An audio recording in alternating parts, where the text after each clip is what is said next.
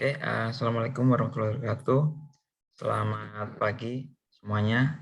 Selamat datang di kelas tugas akhir program studi S1 Teknik Informatika. Nah, di sini pertemuan pertama kita ya. Pertemuan pertama kita itu dilakukan barengan gitu. Tapi tidak menutup kemungkinan untuk selanjutnya nanti per kelas gitu ya. Oke, di sini ada 4 kelas dari kelas IF1, IF2, IF3, dan IF4. Nah, 4 kelas ini sebenarnya tidak ada bedanya gitu. Tidak ada bedanya. Yang berbeda itu siapa yang sudah dapat dosbing dan siapa yang belum gitu ya. Oke, kita lanjutkan. Untuk deskripsi mata kuliah ini karena kurikulum baru, itu kodenya juga baru. Kode mata kuliahnya adalah IF 21477. Nama mata kuliahnya tugas akhir.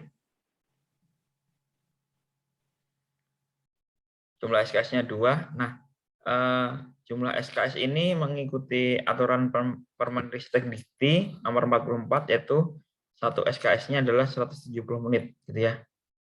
Nah, jadi bukan 50 menit tapi 170 menit. Jadi teman-teman di sini untuk mengerjakan tugas akhir itu bukan 100 menit per minggu ya, tapi 340 menit per minggu.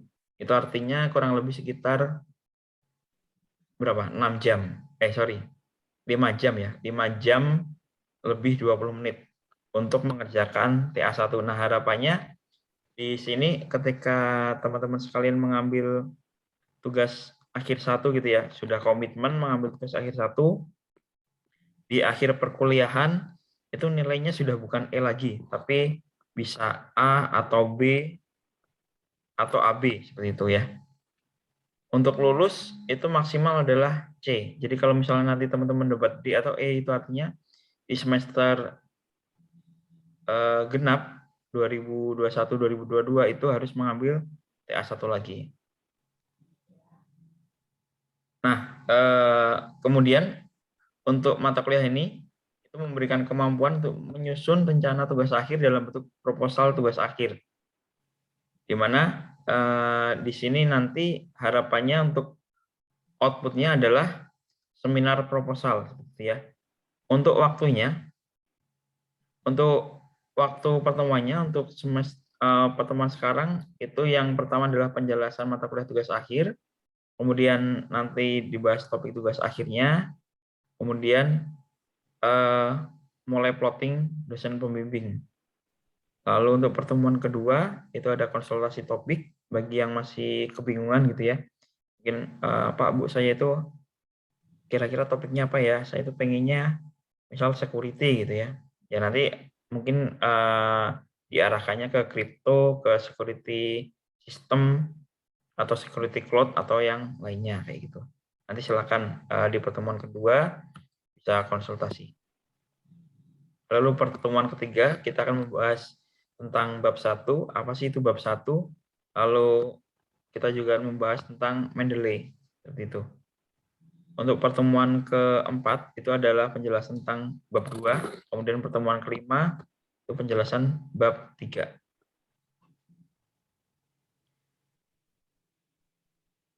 Nah, pertemuan ke-6 dan 7 itu adalah monitoring seminar proposal.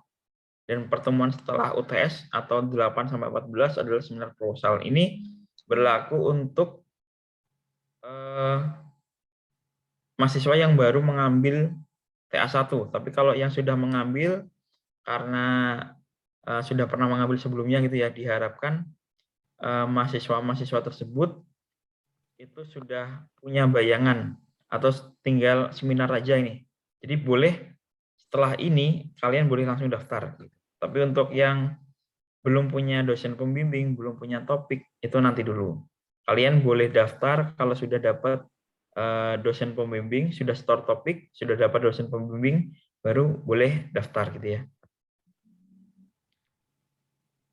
Nah, untuk bobot penilaian itu ini sedikit berbeda dengan sebelumnya. Kalau dulu mungkin dari pembimbing sama penguji saja ya. Tapi kalau sekarang itu ada keaktifan dan tugas, itu ada bobotnya 10%. Kemudian rata-rata nilai pembimbing dan penguji itu adalah 90%, gitu ya. Nah, harapannya di sini kenapa ada dua bagian. Jadi kalau misal nilai pas seminar itu masih 78 nih. 78 kan AB ya. 78 AB. Nah, itu bisa terbantu dari nilai keaktifan dan tugas seperti itu. Jadi 78 AB tinggal 2 lagi, 2 poin bisa A. Itu bisa terbantu dari keaktifan dan tugas. Kemudian ini ada beberapa link mata kuliah, nanti di-share di course LMS ya. Nah, untuk pengajuan topik TA, itu linknya ada form Google, mungkin dari Bu Adis atau Pak Pradana, Pak Novian bisa bantu kopikan ini ya Pak, link-linknya ke chat Zoom ya Pak ya.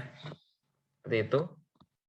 Ini ada pendaftaran Sempro, ada grup TA di Telegram, jadi kita pisahkan dari yang dulu itu kan gabung ya, TA1 dan TA2, kemudian yang sekarang itu kita pisahkan, yang dulu itu jadi grupnya TA2, yang sekarang jadi yang baru adalah TA1.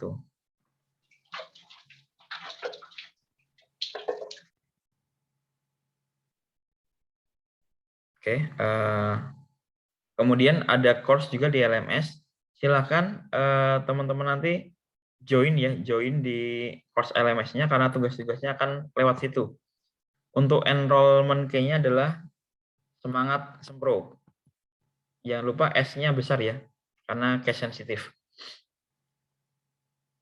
Kemudian untuk pendaftaran dan pelaksanaan seminar, nah kalau dulu itu dibikin per batch atau mungkin satu semester 2 kali gitu ya.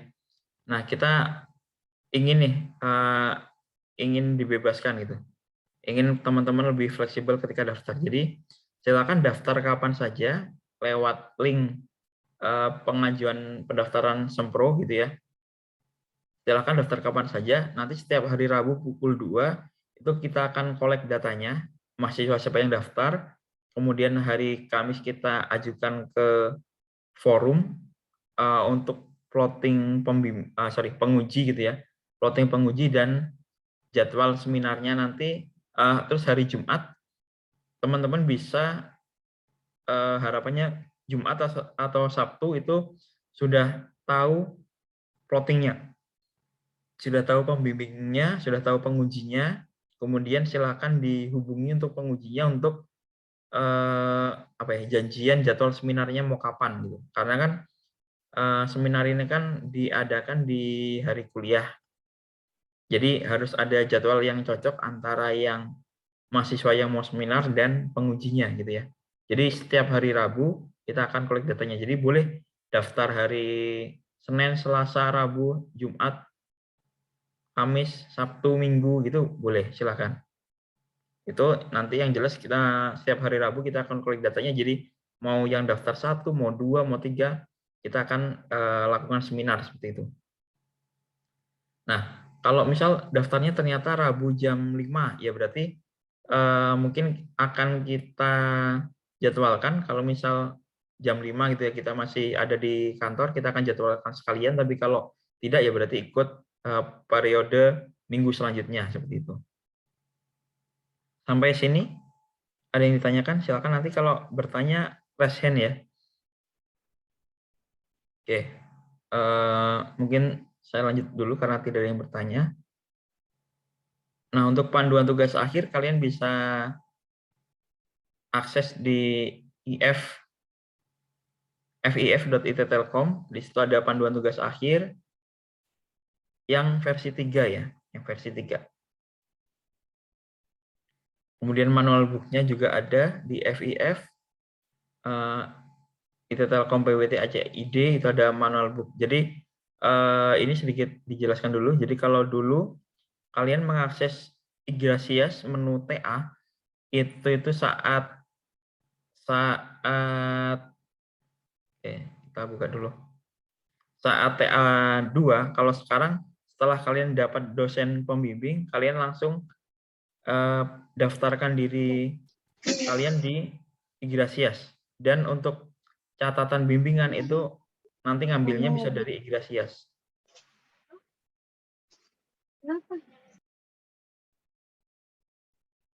Oke, saya stop dulu ya. Saya pindah share screen.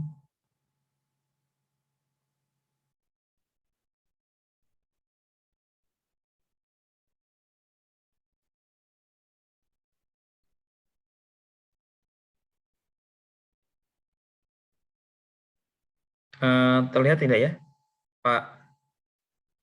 Lihat, Pak. Lihat, Pak. Terlihat ya. Oke. Ini adalah alur TAPA gitu ya. Nah, ini start, login Igrasias, kemudian pilih TAPA, unggah proposal, pilih pembimbing. Nah, untuk unggah proposal, ini bisa teman-teman unggah file apa aja dulu gitu, nggak apa-apa. Jadi nanti bisa diedit seperti itu. Yang penting teman-teman di sini sudah terdata di sistem Igrasias bahwa sedang mengambil TA gitu ya. Nah, ini mungkin nanti bisa dilihat sendiri ya. Ini saya review saja. Jadi bagaimana menggunakan aplikasi TA. Jadi silakan login nanti ke Igrasias, kemudian milih daftar TAPA, status TAPA mahasiswa seperti itu. Nah, nanti di sini silakan login ya, pengajuan proposal, kemudian balik ke menu, tahapan kedua, dan seterusnya.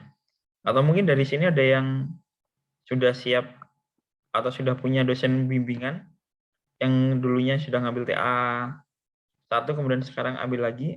Apakah ada yang mau jadi ini mencontohkan seperti itu? Karena kalau saya kan tidak punya login mahasiswa, jadi tidak bisa nih kalau mau demo. Dari teman-teman, apakah ada yang mau? Atau nanti dicoba sendiri-sendiri?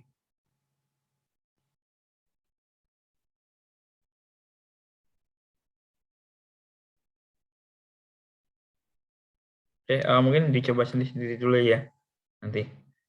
Oke, di sini nanti silakan dikerjakan gitu ya, dilakukan sampai selesai, diikuti alurnya. Oke, kita kembali lagi.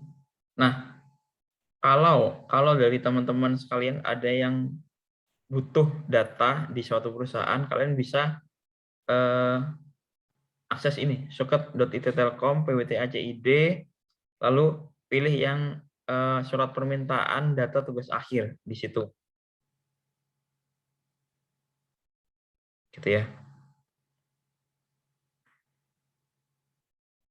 Untuk formulir pendaftaran, oke, silakan bisa dilihat. Ini adalah syarat-syarat untuk daftar, apa saja sih yang diperlukan untuk daftar untuk Sempro. Nah, untuk dosen pengampunya, kalau kelas IF1 nanti sama saya, Sahiro Kresna, di situ ada email dan nomor WA-nya. Kemudian untuk IF2 itu ada Bu Adis, IF3 ada Pak Novian, dan IF4 ada Pak Pradana. Nah, ini untuk presensi kuliahnya. Silakan di absen dulu. Mungkin.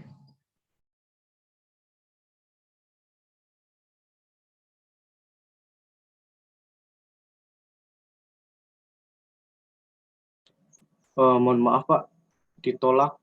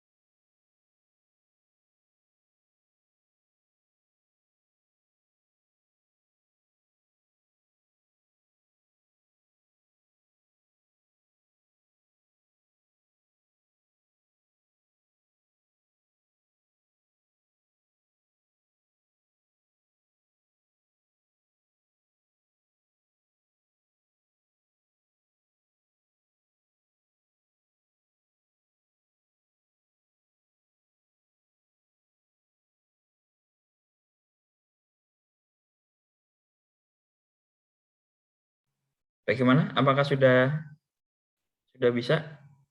Mohon maaf Pak, saya Bakhtiar dari kelas TA2, Hmm? TA1. Hmm? Ini untuk IF2 saya nggak bisa Pak, nggak bisa absen, Coba dicoba ditolak. lagi, Mas. Ya, dicoba lagi. Baik Pak. Hmm.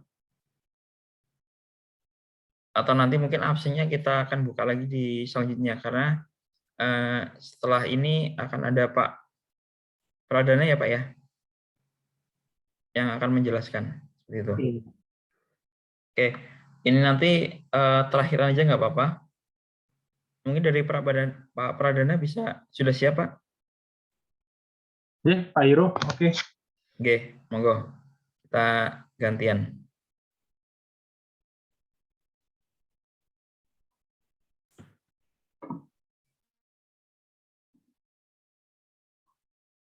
Punten, Pak, mau izin share screen. Ya, silakan Mas.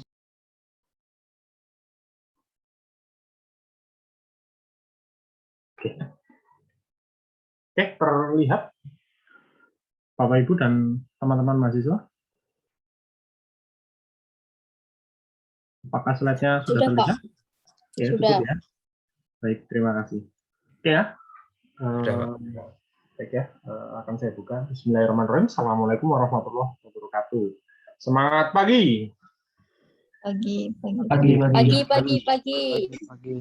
Oke ya, kita akan menelusuri ya alur tugas akhir. Ya mudah-mudahan ini nanti akan bermanfaat ya bagi teman-teman semua ya. Nah, jadi saya sendiri ya Pradana Ananda Raharja akan menyampaikan alur tugas akhir 1 ya. Tentunya saya juga didampingi oleh Bapak Ibu tim ya, dosen tugas akhir 1 ya atau seminar TA. Ya. Nah ini ya tim kami ya, ada Pak Yiro, Pak Novian, Bu Atis, dan saya sendiri ya. Oke, yang pertama ya, ini tips ya, sebenarnya kata motivasi gitu ya, bukan tips, tapi kata motivasi. Jadi teman-teman diharapkan jangan sampai mengecewakan orang tua. Kenapa? Teman-teman ya diharapkan dari kecil itu sudah dipersiapkan sebetulnya oleh orang tua ya. Karena anak-anak dari orang tua ini merupakan karunia ya, karunia dari Tuhan Yang Maha Esa ya, yang memiliki potensi yang sangat luar biasa sehingga diharapkan nantinya menjadi generasi penerus ya. Jadi apapun yang telah diperoleh teman-teman selama ini ya diusahakan jangan sampai gagal ya. Ibarat kata kalau teman-teman melakukan kegagalan seperti ini ya, membakar apa yang sudah dibangun tua ya. Jadi teman-teman itu menghancurkan ininya orang tua, ya impiannya orang tua dihancurkan ya, dibakar gitu ya. Kasihan orang tua juga ya sudah membiayai susah-susah ya, harapannya jangan sampai dikecewakan. Oke, selanjutnya ini ya kita lihat ya tantangannya ya sekarang bukan cuma pekerjaan atau pekerjaan yang lapangannya kecil ya, tapi ditambah dengan pandemi ya. Jadi kita harus bisa pintar-pintar ya mencari pekerjaan yang sesuai dengan kriteria perusahaan ya. Nah, kriterianya perusahaan apa sekarang? Kriterianya perusahaan sekarang otomatis ingin ya teman-teman itu punya multi skill ya. Multi skill, kemampuan multitaskingnya juga dituntut ya. Gitu. Jadi tidak hanya bekerja secara satu arah ya sekarang ya. Jadi teman-teman harus punya kreativitas tersebut. Oke. Jadi mungkin tantangannya teman-teman dibanding tantangannya orang tua atau tantangannya saya itu jauh berbeda ya. Kalau tantangannya kami mungkin ya tidak seperti teman-teman ya, tidak begitu berat, tidak mengalami pandemi, ya, tidak belum sebanyak teman-teman ya saingannya. Tentunya ini yang menjadi motivasinya teman-teman ya dalam menyelesaikan tugas akhir. Oke, ya. Ada kata motivasi lagi ya. Jadi kalau ingin lulus tepat waktu, ya, ikuti timeline ya. Jadi kita punya agenda pada hari ini yaitu alur TA1 ya. Jadi teman-teman diharapkan bisa mengikuti timeline tersebut ya. Nah, kita ada 8 timeline ya. Ini part yang pertama ya. Jadi teman-teman, yang pertama adalah nanti ya, selama pertemuan sebelum UTS ya. Jadi total ada 7 pertemuan ya, sehingga nanti yang akhir ya kita ada monitoring lagi terakhir yaitu nilai di waktu UAS ya. Nah, timeline yang pertama adalah pemaparan buku panduan ya seperti pada hari ini. Kemudian mendata peminatannya teman-teman, kemudian penentuan topik dan penentuan dosen ya. Nah, harapannya apa? Nanti harapannya teman-teman sudah submit topik dan dosen pembimbing ya. Jadi mulai hari ini silakan menghubungi dosen pembimbingnya sehingga teman-teman tidak tertinggal ya. Ya ini waktu terus berputar ya, terus berjalan. Andai kata ya 15 menit itu menentukan ya. 15 menit menentukan. Jadi teman-teman tidak susah ya sekarang ya, tinggal WA saja atau menghubungi dosen pembimbing ya, calon dosen pembimbingnya dihubungi ya, kesediaannya. Kemudian topik ya, ini perlu ditentukan dengan cara konsultasi ya dengan dosen pembimbing. Jadi diusahakan komunikasinya, kesediaannya, kemudian teman-teman punya topik apa itu dikomunikasikan sehingga nanti match ya antara peminatannya dosen pembimbing dengan topik yang diinginkan teman-teman. Nah, selanjutnya yang kedua adalah konsultasi topik yang sudah disubmit. Jadi tolong dikonsultasikan ya, ditetapkan gitu, dimantapkan, jangan sampai berubah-ubah ya. Kenapa kalau berubah-ubah? Nanti kalau berubah akan otomatis menyita waktu kembali ya. Jadi seperti itu. Harapannya ya nanti teman-teman bisa submit topik dan dosen pembimbing. Masih sama dengan harapan yang di timeline pertama. Kemudian yang ketiga ya, dosen sudah tervoting ya. Jadi nanti harus sudah mulai menyusun bab 1 ya. Nah, teman-teman selain bagaimana cara menyusun bab 1 ya, nanti teman-teman juga akan diajari cara menggunakan reference management atau Mendeley ya. Jadi bagaimana membuat daftar pustaka yang baik dan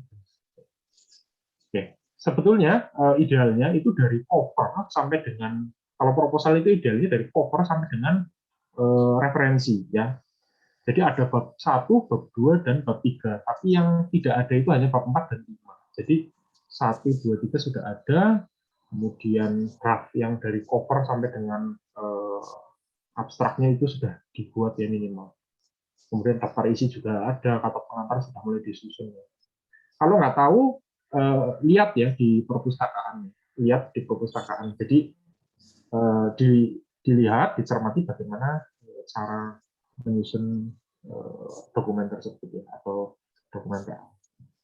Kemudian di pekan keempat ya, ini silakan nanti teman-teman mulai menyusun bab 2 ya. Nah, ini terkait dengan studi literatur ya. Jadi teman-teman harus mulai menyusun ya. Jadi referensinya kalau tidak mau pergi kemana-mana, tidak mau pergi ke perpustakaan, silakan teman-teman bisa mencari di Google Scholar ya. Ya. Nah, ya. Saya rasa caranya ini ya, banyak cara maksudnya, banyak cara ya, cara untuk mencari referensi itu banyak cara, bisa mendownload ya di Google Scholar, di ResearchGate ya, itu banyak sekali. Silakan ya, banyak referensi. Terus kemudian kalau referensinya berbayar gimana? Ya tips-tipsnya adalah gimana caranya supaya gratis. Di YouTube atau di blogging biasanya sudah ada yang menuliskan itu. Bagaimana caranya mengambil jurnal dengan gratis misalkan. Atau mengakses jurnal-jurnal yang resmi, misalkan betul-betul dibayar ataupun dihilangkan oleh kampus atau oleh Dikti. Silakan. Atau teman-teman mendaftar di Perpusnas juga bisa ya. Silakan mulai dicari ya langkah-langkah tersebut. Oke. Timeline yang part kedua yaitu 5-8 ya. Yang jelas teman-teman sudah mulai menyusun bab 3 juga ya, di mana nanti metode sudah mulai rancang ya, sehingga nanti harapannya teman-teman di pekan kelima ini sudah ada bab 3 plus referensi ya. Jadi bab 1, 2, 1, 2 tadi sudah di timeline berikutnya, sebelumnya ya, nanti di pekan kelima ini sudah ada bab 3. Oke.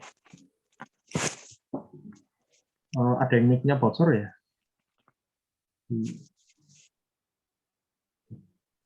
Oke.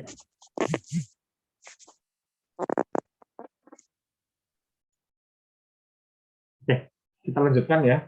Nanti ada pekan ke-6 dan 7 merupakan monitoring ya. Jadi harapannya teman-teman sudah punya naskahnya yang untuk diseminarkan. Oke. Tujuannya apa? Kita buat timeline seperti ini ya. Tujuannya supaya teman-teman sudah punya schedule ya, bahwa di tahap pekan pertama sampai dengan pekan ke-7 itu harus ngapain aja. Ya. Jadi teman-teman tidak harus menentukan ini sekarang ngapain nih gitu ya. Nah, kenapa teman-teman diberikan panduan semacam ini ya, atau target ya, supaya teman-teman lebih terarah gitu ya. Biasanya ya, kalau mahasiswa yang baru mengambil TA ya, itu ini ya, terkendalanya karena banyak waktu gitu, banyak waktu memanfaatkan waktunya itu yang belum tepat saja, sehingga kalau sudah diarahkan seperti ini harapannya ya teman-teman bisa lebih konsisten. Nah, nanti di yang terakhir ya, maksudnya ya, ya di sini langkah ke-8 ya, atau timeline-nya ke-8 ya, itu adalah pada saat UAS ya, teman-teman diharapkan sudah punya nilai, ya, nilai dari seminar proposal. Itu. Jadi teman-teman harus punya nilai itu sehingga nanti nilainya terbit, ya, mudah-mudahan lulus ya dengan nilai yang terbaik ya. Seperti itu teman-teman ya harapannya. Nah, tadi ya kita review lagi ya, ada ini ya, timeline 1, 2, 3, 4, kemudian 5, 6, 7, 8. Jadi cuman 8 langkah kok, nggak berat ya. Katakan yang betul-betul kerja itu langkah 1 sampai dengan 7 ya. Nanti 8 itu adalah hasilnya yang teman-teman peroleh selama 1 semester ini. Sebetulnya nggak harus 1 semester, cukup 1 bulan itu sebetulnya, atau 2 bulan ya, katakan maksimal itu sudah bisa selesai gitu ya. Oke, tanpa mengabaikan kualitas juga pasti sebetulnya sudah bisa selesai target tadi. Ya sebetulnya 1 pekan pun kalau mau ngebut nulis proposal juga bisa selesai. Oke, berikutnya ya, yaitu adalah tahap pendaftaran ya. Di alur TA ini ya ada tahap pendaftaran. Teman-teman diharapkan mendaftarkan ya tugas akhirnya ya. Caranya bagaimana ya, teman-teman mencari informasi terkait dengan TA ya, yang akan diajukan ke kami ya, atau tim dosen TA1. Kemudian mahasiswa mencari informasi terkait dengan kompetensi yang dimiliki dosennya atau research interest-nya si pembimbing ya, baik pembimbing pertama maupun pembimbing kedua atau pendamping, pembimbing utama maupun pendamping. Berikutnya adalah mahasiswa menetapkan tema atau topik tugas akhir yang dapat berasal dari ide. Jadi teman-teman sudah punya ide, ya, tolong ditulis dulu, ya, sehingga teman-teman tidak lupa. Kemudian mulai dikaitkan dengan topik-topik yang bersifat kekinian, sehingga nanti ya ada probabilitasnya untuk diterima ya, topik tersebut. Kemudian dosen pengampu TA1 ya nanti akan menyerahkan ini ya tugas akhirnya teman-teman ke program studi. Itu merupakan suatu tahapan ya, proses ya, yang akan dilaksanakan oleh tim. Kemudian ketua program studi menyerahkan TA ini ya ke fakultas ya untuk dibahas ya di tingkat fakultas dengan kelompok ahli ya. Kemudian kelompok ahlian ya nanti akan memplotting atau menentukan topiknya sesuai dengan pembimbing ya, baik yang utama maupun pendamping. Sehingga harapannya ya TA-nya teman-teman itu betul-betul berkualitas. Selanjutnya fakultas nanti akan menerbitkan SKD-kan ya atau surat keputusan yang menyatakan bahwa misalkan nih saya membimbing siapa gitu ya, atau saya mendampingi siapa ya untuk membimbing siapa. Oke, next ya. Kemudian tahap pembimbingan ya. Jadi ini tahapan yang wajib ya dilalui teman-teman ya. Nah, jadi teman-teman ya, pembimbing satu atau pembimbing utama memiliki wewenang untuk memberikan penilaian bimbingan ya, serta wajib mengisi formulir penilaian bimbingan, berhak menentukan pertemuan atau waktu bimbingan. Jadi teman-teman silahkan berkoordinasi dengan pembimbing utama. Kemudian pembimbing pendamping ya, atau pembimbing dua ini ya, ditentukan secara mandiri oleh mahasiswa juga ya. Silakan teman-teman bisa memilih gitu ya. Kemudian bagi mahasiswa yang mengulang tugas akhir satu, jadi semester lalu atau semester sebelumnya sudah pernah ambil ya, nah itu tolong dapat melanjutkan topik atau judulnya ya, dengan pembimbing yang sama ya, selama tidak ada catatan khusus ya. Artinya sudah sesuai ya dengan yang sebelumnya, cuman masih ada revisi, tapi teman-teman biasanya ada yang molor gitu ya, sehingga harus diulang di semester ini ya, silahkan nanti dikomunikasikan. Oke, ya harapannya itu. Kemudian tahap sempro ya, atau seminar proposal, yaitu yang jelas teman-teman menyusun proposalnya. Sudah sebetulnya aja sih, ya nyusun kemudian bimbingan. Bimbingannya berapa kali? Ya, bimbingannya dengan pembimbing utama minimal 5 kali, kemudian pembimbing pendamping minimal 2 kali. Nah, kemudian TA1 sendiri itu ya maksimal sebetulnya cukup 6 minggu ya. 6 minggu itu 1,5 bulan ya kurang lebih ya. Ya, sebetulnya 1 minggu selesai kalau teman-teman betul-betul niat gitu ya. 1 hari itu bisa dikatakan 2 lembar ya, 2 lembar menulis itu insya Allah bisa selesai. Oke, kemudian jika TA1 sudah siap dan kedua pembimbing sudah setuju gitu ya, sudah ACC ya, mahasiswa silakan mengisi formulir ya pendaftaran sempro. Ya, bisa dimintakan ke akademik fakultas maupun program studi. Oke, selanjutnya adalah mengumpulkan form pendaftaran seminar proposal ya, maksimal 1 minggu sebelum seminar ya. Nah ini plus persyaratannya. Tolong persyaratannya diperhatikannya di buku panduan. Nanti buku panduannya juga akan kami share ya di grup atau di LMS ya, atau di sini juga. Itu ya. Kemudian menentukan ininya pengujinya ya. Nanti akan ditentukan pengujinya siapa itu yang sesuai.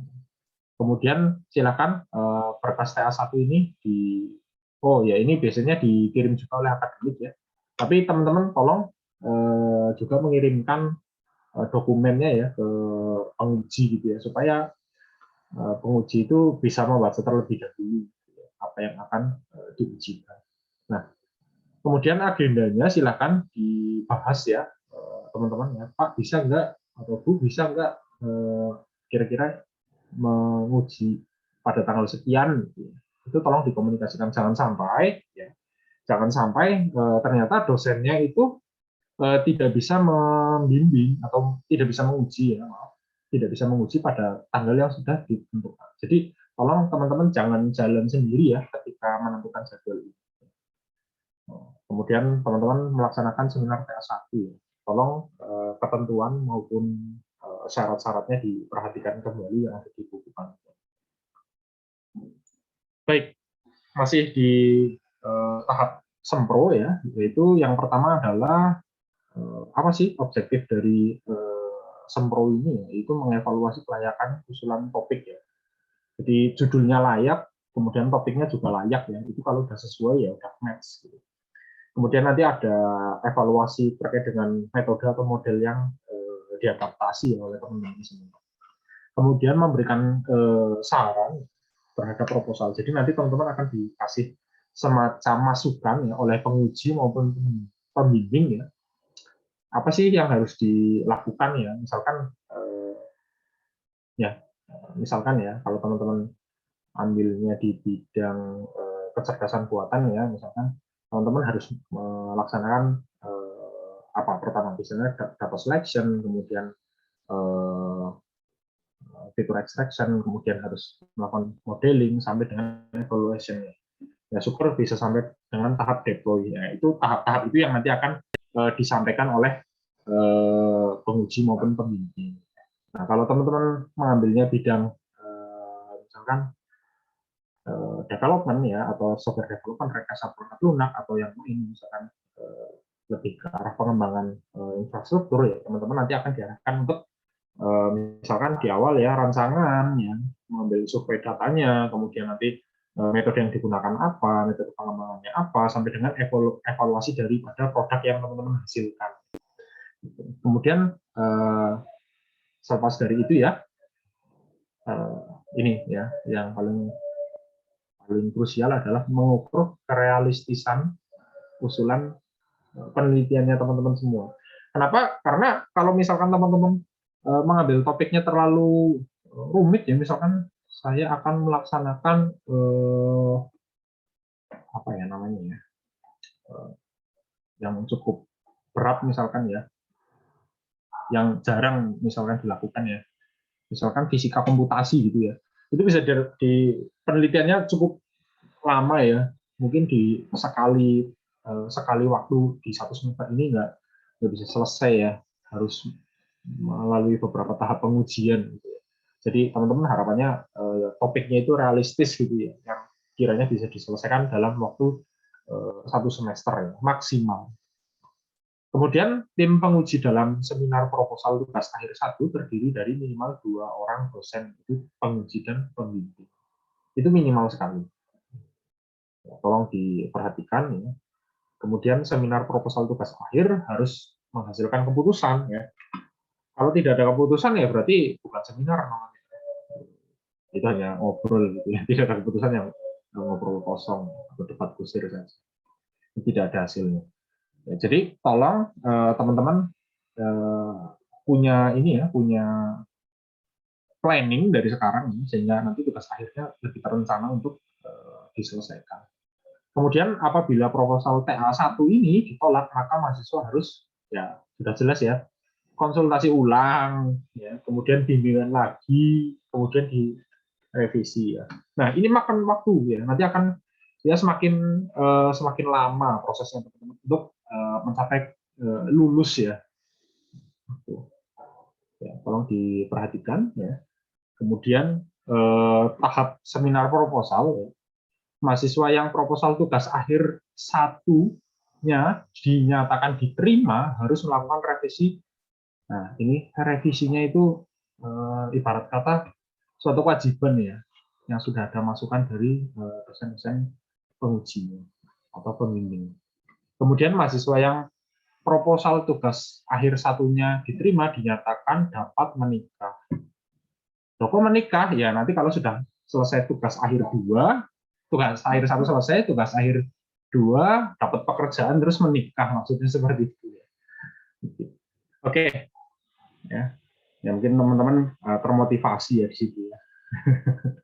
Oke, selanjutnya ya ini jangan sampai tertunda ya menikah. Ya. Kemudian ini ya kalau sudah menikah ya cari uang supaya apa? Ini istrinya nggak ngomel terus gitu ya. Kalau teman-teman nggak punya duit, istrinya nanti ngomel terus. Itu tolong diperhatikan. Terus kalau sudah lulus kan teman-teman bisa bekerja, dapat jenjang karir yang baik ya, sehingga nantinya dapat kesuksesan. Terus bisa beli Lamborghini. Kayak Bang Hotman. Oke, kemudian ini ya, tolong kata kuncinya adalah ikuti prosesnya, disiplin, konsisten, pasti lulus tepat waktu. Itu kuncinya ya. Sehingga teman-teman di wisuda seperti ini. Ya, ini sebuah keniscayaan ya, bukan dongeng ya, atau bukan suatu ya bisa dikatakan bukan suatu yang hanya itu cuma cerita lah, itu cuma katanya lah. Enggak, ini kakak-kakak teman-teman semua ya, nyatanya lulus gitu ya, bisa tepat waktu, bisa lulus dengan nilai yang baik ya, cum laude juga bisa. Silakan. Itu merupakan pilihan ya. Jadi kalau kita terlahir menjadi orang yang miskin ya, atau orang yang bodoh, itu merupakan sebuah takdir ya. Tapi kalau kita mati dalam keadaan kaya itu merupakan sebuah pilihan. Jadi ya saya ada seperti itu kenapa? Karena dalam diri saya terlahir bukan sebagai anak orang kaya ya, sehingga saya termotivasi gitu ya, sehingga punya motivasi yang besar untuk ya lebih baik ya daripada pendahulu saya atau orang tua atau kakek nenek saya. Ini merupakan sebuah keniscayaan. Oke, selanjutnya adalah ini ya. Bayangkan ya, kalau teman-teman lulus, belum lulus tapi orang tuanya sudah dipanggil gitu ya. Nah ini yang menurut saya merupakan sebuah ya bisa dibilang sebuah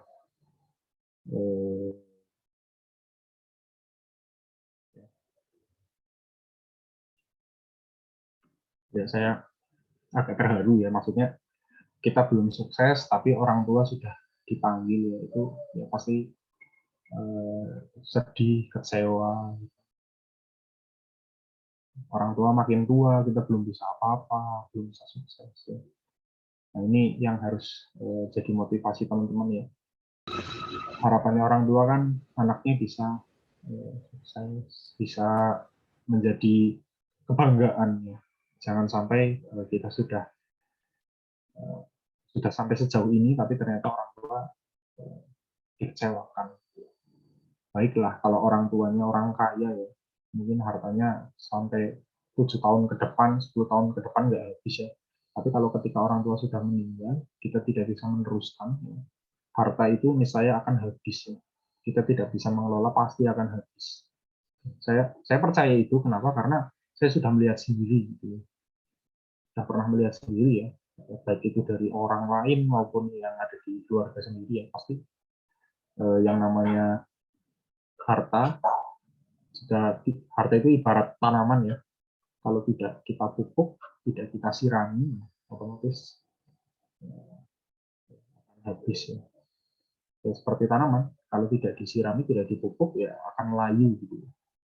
Nah, cara menyiraminya ya teman-teman akan bekerja keras ya, di tanaman itu akan disiram dengan keringat maupun darahnya sendiri ya, sebagai bentuk perjuangan.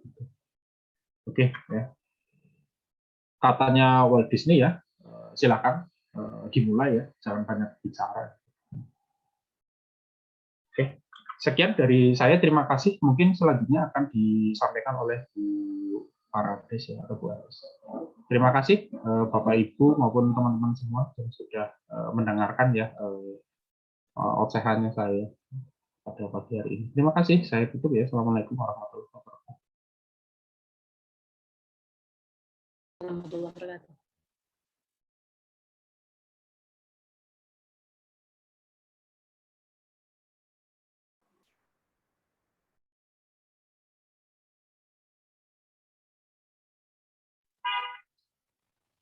Ya, Pak Hiro langsung pindah ke saya atau seperti apa ini? Ya, Bu Ade silakan langsung aja. Oh ya, oke. Selamat pagi teman-teman. Assalamualaikum warahmatullahi wabarakatuh. Waalaikumsalam warahmatullahi wabarakatuh. Pagi. Selamat pagi, Bu. Waalaikumsalam warahmatullahi wabarakatuh. Pagi, Bu. Oke, saya bahagia nih melihat banyaknya peserta ya, berarti pasti punya semangat yang tinggi nih ya, lagi semangat-semangatnya, lagi mau ambil TA1, itu pasti semangatnya masih membara nih ya. Tapi jangan sampai semangatnya kendor ya, buat kedepannya harus tetap stabil terus. Nah, tadi udah dijelaskan sama Pak Pradana ya, motivasi-motivasinya, quote-quotes-nya gitu ya. Mungkin teman-teman juga bisa dijadikan motivasi nih, teman-teman seperti Pak Pradana, Pak Hiro, ini Pak Rovanda juga masih muda-muda tapi sudah jadi dosen gitu ya. Itu juga pasti diawali dengan skripsinya atau TA-nya itu pasti dikerjakan dengan sungguh-sungguh supaya selesai tepat waktu. Nah, dosen muda kan juga bukan tiba-tiba jadi dosen gitu ya, harus diawali dengan kuliahnya tepat waktu, ngerjain TA-nya tepat waktu gitu ya. Nah, itu juga bisa dijadikan nanti untuk motivasinya teman-teman. Gitu. Saya bagian menjelaskan ini teman-teman template ya Pak Hiro ya. Iya, Bu Ade silakan. Mungkin Bu bukan template sih sebenarnya ya, tapi penjelasan lebih ke panduan pengerjaan TA-nya. Ini saya izin untuk share screen terlebih dahulu. Oke.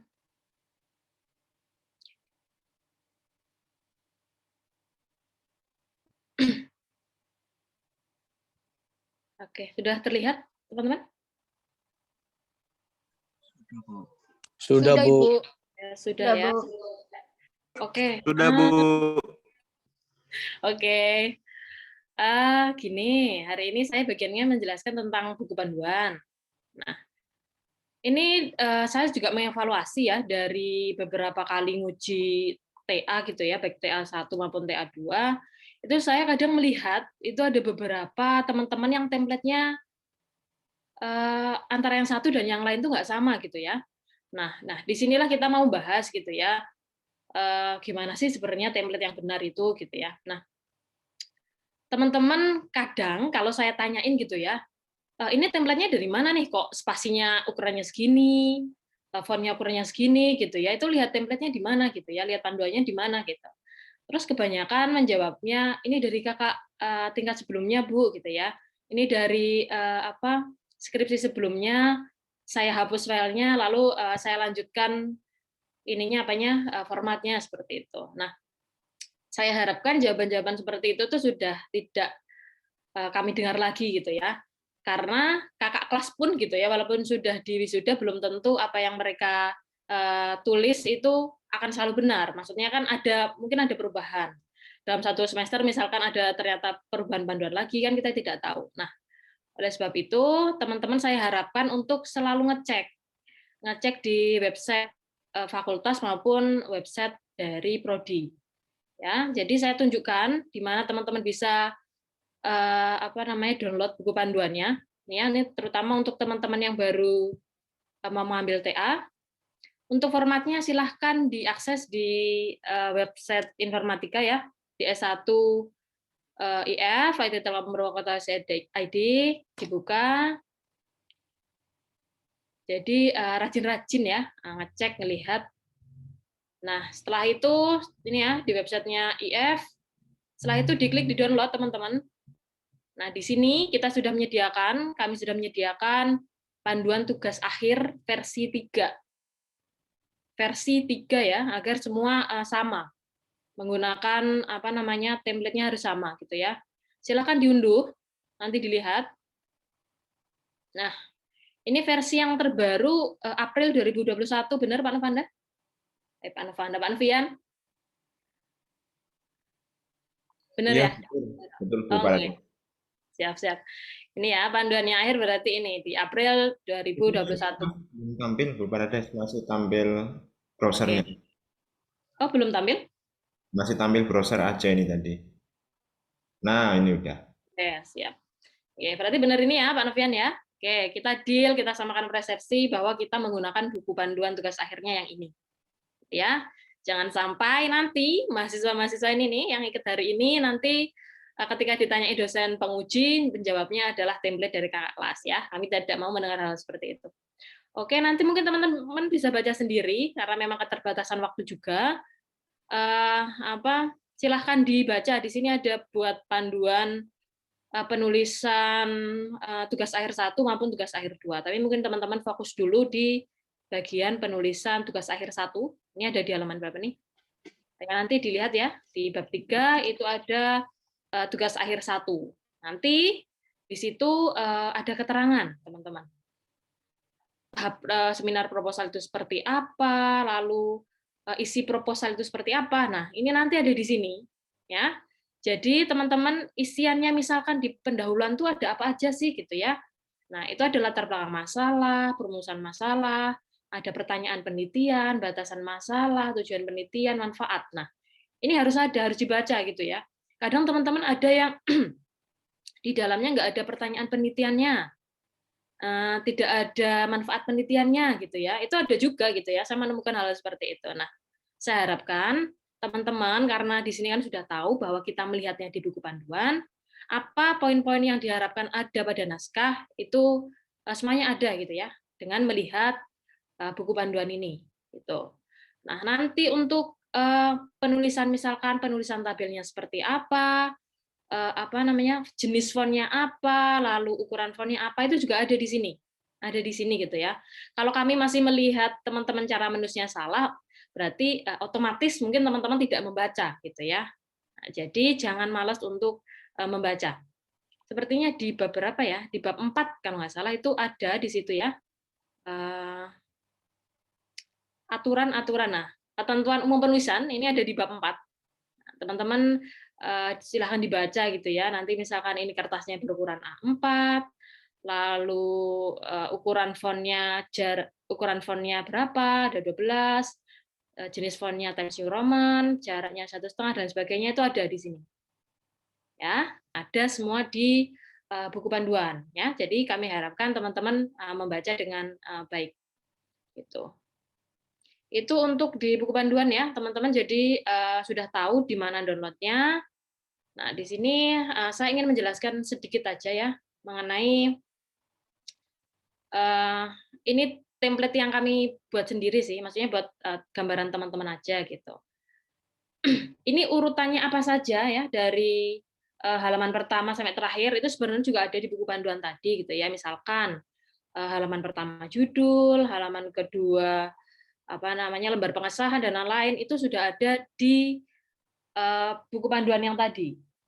Sudah ada di buku panduan yang tadi, sehingga nanti dibaca kembali. Itu ya. Nah, di bagian judul itu tolong judulnya jangan terlalu berbelit-belit juga, jangan terlalu panjang gitu ya. Paling enggak ya maksimal 12-14 kata lah ya, jangan terlalu panjang. Jelas pakai menggunakan metode apa gitu misalkan. Lalu misalkan studi kasusnya di mana ya dijelaskan gitu ya. Jangan terlalu panjang dan bertele-tele tapi gitu. Nah, ini urutannya apa saja itu ada ya. Ada di buku panduan tadi, nanti daftar isinya juga yang rapih ya, menggunakan daftar isi otomatis. Nanti teman-teman belajar gimana sih caranya membuat daftar isi otomatis gitu ya, supaya rapih. Kalau seperti ini kan rapih ya, kita lihat urutannya itu juga rapi gitu ya. Kadang ada teman-teman yang menjorok ke dalamnya tuh enggak sama antara poin yang satu dan yang lain. Gitu. Nah, itu kan kurang sedap untuk dipandang gitu. Kami sebagai dosen pembimbing, dosen penguji itu kalau udah lihat yang utama rapih gitu ya, itu udah lumayan lah bikin moodnya positif gitu. Oh, ya udah nih nilainya baik lah gitu loh. Maksudnya first impression-nya itu udah baik gitu. Lalu daftar tabel, daftar gambar itu udah ada nanti ketentuannya di buku panduan tadi. Nah, cara penulisan tabel itu apakah 2.1 ataukah 2.2, nah itu juga ada di penjelasan sebenarnya. Kalau penulisan tabel, penulisan gambar, kemarin juga sudah kami komunikasikan bahwa misalkan ini tabel 2.2 seperti itu ya, itu menunjukkan bahwa tabel ini ada di bab 2 seperti itu teman-teman. Nanti kalau teman-teman misalkan mau membuat tabel di bab 3, berarti teman-teman nulisnya apa nih? Tabel berapa titik berapa? Misalkan itu di gambar pertama. Tabel berapa tuh berarti? 3.1. Nah, oke. Mbak Jihan ya tadi ya? Iya, Bu. Oke, benar ya. Mbak Jihan ya, berarti Mbak Jihan udah paham gitu. Nah, gambar pun juga demikian gitu ya. Misalkan di bab 1 di gambar pertama berarti juga gambar 1.1 seperti itu seterusnya gitu. Oke. Nah, di bab 1 pendahuluan itu ini sebenarnya keterangan yang saya ambil dari buku panduannya tadi, teman-teman. Di latar belakang masalah itu isinya ada apa gitu ya. Nah, di latar belakang masalah itu ketentuannya adalah setiap penelitian yang diajukan itu harus mempunyai latar belakang masalah atau fakta yang memang memerlukan pemecahan masalah. Ya, latar belakang timbulnya masalah perlu diuraikan secara jelas dengan sejauh mungkin didukung oleh hasil studi terdahulu. Gitu. Nah, di latar belakang ini kalau saya pribadi itu kebanyakan membaca mahasiswa itu mengawali dengan misalkan perkembangan teknologi saat ini pada era ini gitu ya. Itu banyak sekali mahasiswa mengawali kalimat pendahuluan dengan hal seperti itu. Sebenarnya banyak ya kalimat pembuka untuk memulai pendahuluan gitu ya, nggak harus mengenai perkembangan teknologi gitu ya. Kalau kadang saya iseng gitu ya nanyain kalau perkembangan teknologi saat ini semakin pesat dan bla bla bla gitu ya. Nah, saya tanya gitu ya, emang perkembangan teknologi yang pertama kapan gitu ya? Kapan ya Bu? Yang nggak tahu gitu ya. Terus saya juga menanyakan emang teknologi itu apa gitu ya. Nah, teknologi kan sebenarnya macam-macam gitu ya, nggak harus yang berbau IT juga gitu. Nah, kadang perkembangan teknologi itu kata-kata yang ya karena sudah terlalu sering diucapkan gitu ya, makanya diulang-ulang. Kalau bisa pembukaan dengan kalimat yang lain ya, misalkan pembukaan dengan objek juga enggak apa-apa gitu ya, objek yang teman-teman buat gitu loh. Seperti itu. Itu di latar belakang ya, nanti harus ada memang permasalahan yang aktual gitu. Terus jangan lupa diberi citasi di bagian latar belakang gitu ya. Harusnya banyak sekali citasi nih di latar belakang gitu ya.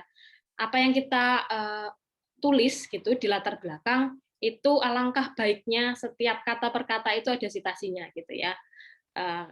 Jangan pendapat pribadi teman-teman, tapi memang sudah ada yang teman-teman acu gitu ya. Tapi walaupun mengacu dari penelitian sebelumnya, dari buku atau dari apapun itu, diusahakan jangan sama plek gitu ya, tapi dimodif ya, dimodif kata-katanya supaya nanti juga tidak terdeteksi plagiat. Seperti itu. Lalu di latar belakang masalah itu sebenarnya ada aturan juga berapa 4 paragraf atau berapa gitu ya, nanti dibaca kembali. Jangan juga sampai 3 lembar. Nah, itu terlalu banyak, terlalu bertele-tele gitu ya. Jadi singkat, jelas, padat, tapi mencakup seluruh judul. Seluruh judul itu ada di pendahuluan. Misalkan kita juga menyinggung masalah metode, ya berarti di metode juga disinggung ya di bagian latar belakang seperti itu. Terus di bagian rumusan masalah adalah permasalahan penelitian harus dituliskan dalam bentuk deklaratif yang tegas dan jelas.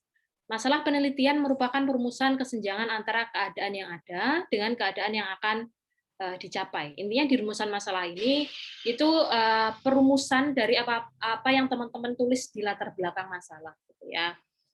Oke, misalkan teman-teman latar belakangnya masalah, biasanya teman-teman misalkan membuat website gitu ya, website jual beli makanan atau apa gitu ya. Nah, latar belakangnya tuh dijelaskan tadi sudah apa gitu ya. Rumusan masalahnya misalkan adanya PPKM sehingga menyebabkan masyarakat tidak boleh keluar rumah, sehingga masyarakat itu memerlukan sebuah aplikasi jual beli atau order gitu ya untuk mempermudah masyarakat dalam memesan makanan misalnya seperti itu. Nah, dijelaskan secara singkat dan jelas aja gitu ya, tidak perlu copy paste dari apa yang ada di latar belakang terus di copy paste ini kebanyakan nantinya ya, dirangkum aja.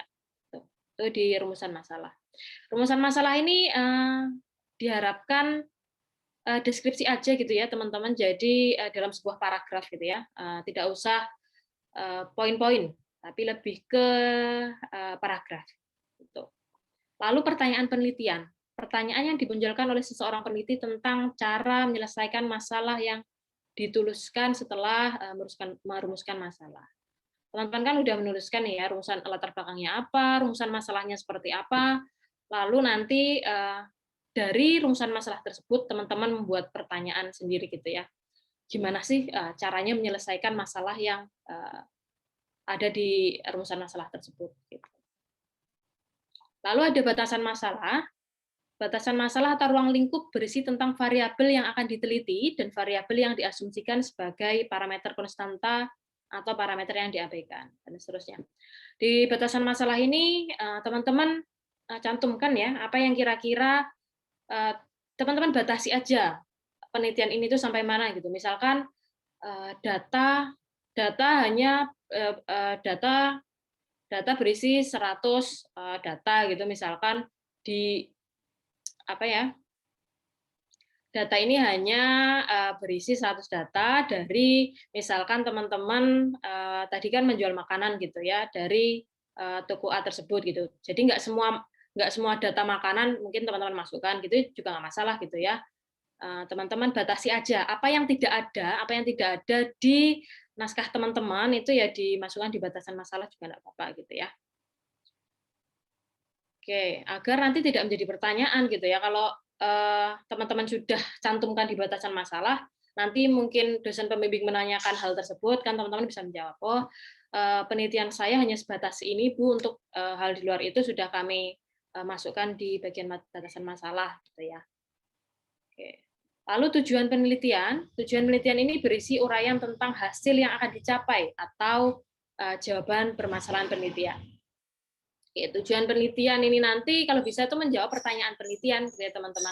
Apa yang teman-teman tulis di pertanyaan penelitian itu harus terjawab di tujuan penelitian, harus nyambung, harus sinkron gitu ya.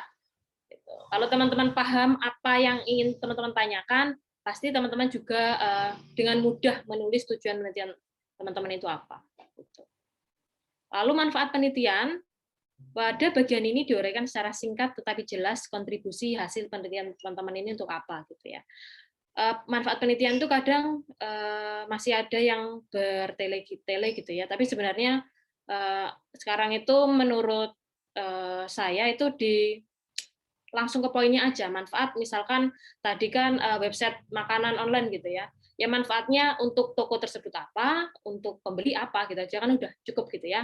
Tidak usah terlalu bertele-tele untuk saya pribadi, untuk orang tua, untuk siapa tuh tidak perlu gitu ya. Tapi lebih ke langsung ke poinnya. Manfaat penelitian yang teman-teman tulis itu untuk apa? Gitu. Terus saya sering menginfokan ke mahasiswa bahwa teman-teman itu manfaatnya coba dilihat dari dua sisi gitu. Maksudnya misalkan teman-teman membuatkan website tentang jual beli makanan tadi ya jangan hanya dilihat dari yang punya warung aja gitu ya, tapi dilihat juga dari segi pemakai, kita sebagai pembeli gitu misalkan. Nah, itu dimasukkan aja di manfaat, tidak masalah. Gitu. Itu untuk di bab 1 teman-teman. Nah, ini tadi ya ada beberapa poin yang harus kita masukkan. Itu juga udah ada di buku panduan. Nanti silahkan di-download dan dibaca-baca. Ya, itu di bab 1 penelitian. Jangan lupa kerapihan ya. Sekali lagi saya sering ngomel tuh masalah kerapihan gitu ya. Kalau rapi itu enak gitu ya dibaca. Oke, terus di bab 2 itu ada tinjauan pustaka. Tinjauan pustaka berisinya ya penelitian terdahulu gitu ya, teman-teman. Terus kalau teman-teman menulis penelitian terdahulu itu nanti kan dijabarkan dulu penelitian pertama isinya seperti apa, hasilnya seperti apa, penelitian kedua juga dibuat di paragraf baru penelitiannya apa, judulnya apa, siapa yang menulis, hasilnya seperti apa, kesimpulannya seperti apa, itu diuraikan terlebih dahulu sebelum teman-teman masukkan di bagian tabel. Nah, ini sudah kesepakatan dari kami ya di dosen pengampu TA1 bahwa isi di dalam tabel itu ada berapa nih? 1, 2, 3, 4, 5, 6. Ada 6 tabel teman-teman. Nomor, judulnya apa, objeknya apa, metodenya apa, hasilnya apa, dan perbedaannya seperti apa gitu ya. Karena kami juga melihat masih ada, bukan masih sih, memang banyak sekali perbedaan gitu ya antara satu mahasiswa dan mahasiswa yang lain. Tabelnya itu tidak sama. Jadi mulai saat ini gitu ya teman-teman yang ikut kelas di pagi hari ini, saya harapkan untuk kedepannya kita sudah menyamakan apa yang ada di isi tabelnya, gitu ya. Bisa teman-teman screenshot ini atau ditulis juga tidak masalah ya. Silahkan, gitu. Oke, nanti teman-teman dibaca lagi di buku panduan ya. Sekali lagi baca kembali buku panduannya. Ketika ukuran kita menuliskan seperti ini ya di tabel, itu ukurannya berapa, fontnya berapa, spasinya berapa, itu ada ukurannya tersendiri. Nanti ketika teman-teman menuliskan kertasnya landscape atau potret ya, ketika membuat tabel itu juga ada aturannya sendiri. Itu nanti silahkan dibaca, harusnya fontnya berapa, spasinya berapa, itu ada di buku panduan tadi, gitu ya. Terus jangan lupa, kan misalkan berarti teman-teman menuliskan di tabel gitu ya, mesti kan tidak cukup kalau hanya satu halaman. Pastikan nabrak di halaman selanjutnya. Itu jangan lupa teman-teman harus tetap memakai kepala tabel, teman-teman. Kepala tabel itu yang ini gitu ya. Misalkan kalau nggak cukup kembali gitu ya, nggak cukup di halaman selanjutnya, berarti halaman selanjutnya itu harus ada kepala tabelnya, harus ada ini lagi, harus ada ini kembali. Gitu ya. Jadi nggak boleh di sini langsung kolom lagi, itu nggak boleh. Harus ada kepala tabelnya. Itu di bab 2 gitu ya. Sama minta tolong diurutkan teman-teman. penelitiannya. Kalau memang yang pertama disusun itu adalah dari penelitian yang paling tua gitu ya, yang paling lama gitu ya, itu ya misalkan dimulai dari 2018 ya, diurut penelitian 2018, 2019, 2020, 2021 gitu ya. Tapi kalau mau dituliskan dari yang paling terbaru dari 2021 ya enggak apa-apa, 2021, 2020, 2019 gitu. Jadi diurut, jangan tiba-tiba 2020, 2017, 2018, tiba-tiba 2016 gitu ya. Maksudnya yang urut gitu. Mau dari yang paling lama atau yang paling terbaru itu silahkan. Gitu. Lalu penelitiannya maksimal 5 tahun ya, Pak Novian ya? Atau 3 tahun nih sekarang? 5 Masih. tahun, Mbak. Tahun ya. Nah, oke, jadi 5 tahun berarti ini 2021 ya, mungkin 2017 2018 sudah paling tua lah ya penelitiannya gitu. Kalau bisa ya penelitian yang terbaru gitu. Oke, selanjutnya adalah di bab 2 ada dasar teori gitu ya. Apapun yang teman-teman tulis gitu ya, itu dimasukkan aja nanti di dasar teori. Misalkan teman-teman bikinnya pakai pakai software apa ya dijelaskan di situ. Teman-teman misalkan bikin website ya dijelaskan di situ. Teorinya seperti apa, misalkan pakai UML ya dijelaskan di situ. UML itu apa, ada apa aja UML-nya yang dipakai, seperti itu. Itu di bab 2 ya. Oke. Mungkin akan saya percepat karena masih ada Pak Novian yang perlu menyampaikan gitu ya. Nah, di bab 3 itu ada subjek dan objek penelitian. Yang berisi tentang uraian objek penelitiannya apa, di mana, dan subjeknya itu siapa gitu ya. Nanti dijelaskan di sini. Kalau mungkin objek teman-teman itu atau tadi warung gitu ya, warung makan ya nanti dituliskan sedikit profil tentang warung makan tersebut. Misalkan alamatnya di mana gitu ya. Dikasih foto juga enggak masalah gitu. Oke, ngomong-ngomong perkara foto gitu ya, perkara gambar itu juga ada penulisannya tersendiri gitu ya. Jadi silahkan nanti dilihat kembali sekali lagi di buku panduan itu ada aturannya untuk menuliskan gambar, tabel itu sebelah mana itu nanti ada aturannya. Kalau tabel kan biasanya di atas, kalau gambar itu di bagian bawahnya gitu ya. Nah, kalau memang gambar ini bukan buatan teman-teman sendiri atau ngambil dari sumber lain ya, nanti diberi lah ya, di referensi diberi sumbernya bahwa gambar ini tuh berasal dari mana. Dan ketika teman-teman ada tabel ya, ada tabel maupun ada gambar, jangan lupa deklarasikan apa sih namanya, diuraikan gitu ya. Kalau teman-teman ada gambar itu nggak bisa tiba-tiba gambarnya itu cuma berdiri aja di sini gitu ya, harus disebut ya di kalimat gitu ya. Misalkan ini gambar 31 alur penelitian menjelaskan bahwa pada penelitian ini alur penelitian dimulai dari studi literatur dan lain sebagainya gitu. Nah, di bagian bab 3 ini di proses penelitian ya, saya langsung di sini proses penelitian itu teman-teman jelaskan. Studi literatur itu apa yang teman-teman lakukan, di pengumpulan data itu seperti apa proses yang teman-teman lakukan gitu ya. Dan tahapan-tahapan itu teman-teman tuliskan semua, dijelaskan seperti apa metode dan caranya gitu ya. Jadi setiap apa yang teman-teman tulis di alur penelitian itu harus dijelaskan gitu ya. Gitu. Oke, lalu masalah data gitu ya, itu dipikirkan kembali sebelum teman-teman seminar proposal gitu. Karena kemarin ada yang curhat ke saya itu masalah sudah seminar proposal tapi nggak tahu nih cara ngambil datanya gimana, sama objeknya apa namanya, datanya sulit dan sebagainya. Nah, ini harus dipersiapkan sebelum seminar proposal. Harus dipastikan dulu teman-teman tahu cara cari datanya, mendapatkan datanya, apakah objeknya setuju untuk datanya diambil atau tidak, itu benar-benar harus fix gitu ya. Oke. Ini hipotesis, ini tidak wajib sih sebenarnya, tapi kalau teman-teman memerlukan hipotesis ya silahkan gitu ya. Hipotesis adalah dugaan awal terhadap pertanyaan penelitian yang diajukan. Hipotesis perlu ada jika penelitian bentuknya analitikal ataupun ingin membuktikan sesuatu. Nah, itu baru perlu hipotesis. Sedangkan bentuk penelitian perancangan tidak memerlukan hipotesa. Ini ya, sudah dijelaskan di sini bahwa yang analitikal atau membuktikan sesuatu itu perlu ada hipotesis, akan tetapi jika perancangan, pembangunan itu tidak perlu menggunakan hipotesis. Gitu ya. Lalu yang terakhir di TA1 adalah jadwal penelitian, teman-teman. Nanti silahkan teman-teman jelaskan, misalkan di bulan pertama, di bulan ini, minggu kesekian, teman-teman yang ingin dilakukan adalah kegiatan misalkan pengumpulan data atau studi di literatur, gitu nanti dijelaskan, lalu diberikan tabel, ya, supaya kami mudah untuk membaca. Ini tahap 1, tahap 2 itu maksudnya ini TA1, TA2 gitu ya. Biar kami tahu juga jadwal teman-teman itu seperti apa untuk sampai sidang nanti, gitu ya, dijelaskan secara detail seperti ini, gitu ya. Gitu.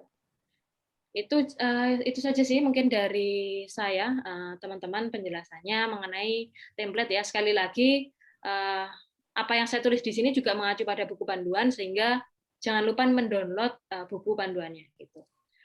Lalu ya, nanti ketika teman-teman misalkan ada masalah dengan dosen pembimbing, disampaikan aja ke kami ya. Tadi kan sudah dibagi per kelas ya, Pak Novian di mana, Pak Hiro di mana, Pak Prada di mana, saya di mana, kan sudah ada kelasnya masing-masing. Nanti ketika ada permasalahan dengan dosen pembimbing itu mungkin bisa lapor gitu ya. Mungkin dosen A sangat lama Pak responnya gitu ya. Mungkin sudah 2 minggu tidak membalas chat atau seperti apa, kan itu akan memperlambat teman-teman. Karena TA itu dapat berjalan dengan lancar dan cepat, itu juga pasti dengan kerjasama antara dosen dan mahasiswa, tidak bisa hanya dosennya saja maupun mahasiswanya saja. Jadi kedua belah pihak harus kerjasama yang baik, gitu ya. Kami tidak bisa menuntut teman-teman kalau kami sendiri tidak on point, gitu loh. Jadi saya harapkan teman-teman juga terbuka, gitu ya. Siapa dosen yang mungkin susah gitu ya untuk dihubungi atau slow respon atau apapun permasalahannya nanti disampaikan agar prodi juga dapat menindaklanjuti hal tersebut, gitu ya. Oke, terima kasih teman-teman. Begitu penyampaian dari saya. Atau ada hal yang ingin ditanyakan terlebih dahulu?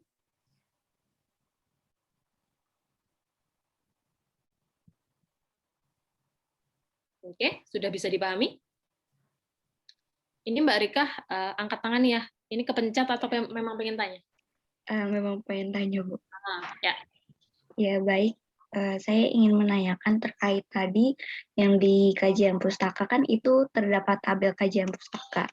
Nah, yang di kolom perbedaan itu maksudnya perbedaan dari jurnal satu dengan jurnal yang lain yang kita sitasi atau perbedaan antara jurnal-jurnal atau referensi yang kita sitasi dengan TA-nya kita, Bu. Oke, itu ya perbedaan ya Mbak Rika ya. Oke, terima kasih pertanyaannya Mbak Rika. Oke, bagian perbedaan nanti isinya adalah penelitian yang teman-teman teliti tadi ya. Di baris yang bagian teman-teman teliti, silahkan dibandingkan dengan apa yang ingin teman-teman buat gitu ya. Misalkan apakah metodenya yang berbeda ataukah cara pengumpulan datanya yang berbeda, apakah objeknya yang berbeda gitu ya. Nah, nanti dijelaskan di situ apa saja perbedaannya yang antara penelitian Mbak Rika lakukan dengan penelitian yang telah dilakukan. Kan walaupun merujuk kan harus ada pembedanya gitu ya. Misalkan